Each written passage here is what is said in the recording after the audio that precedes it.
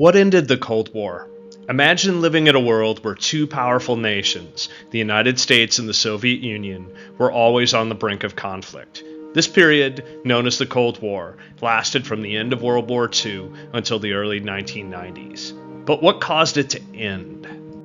Let's start with U.S. military and technological advances. During the Cold War, the United States invested heavily in its military and technology, developing advanced weapons and defense systems.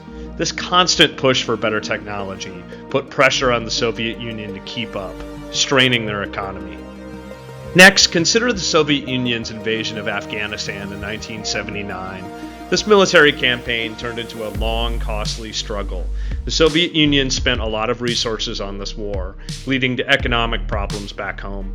Oddly, the US would repeat the Soviet Union's Afghanistan mistakes from 2001 to 2021, spinning the dot-com and housing bubble to achieve little.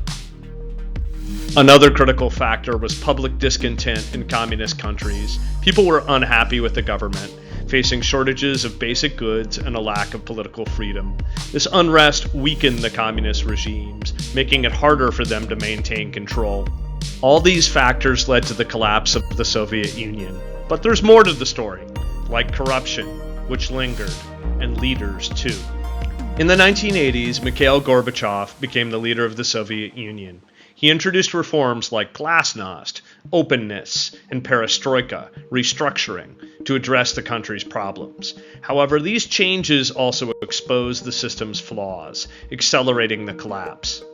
After Gorbachev, Boris Yeltsin took over after kindly protecting Gorbachev from a coup.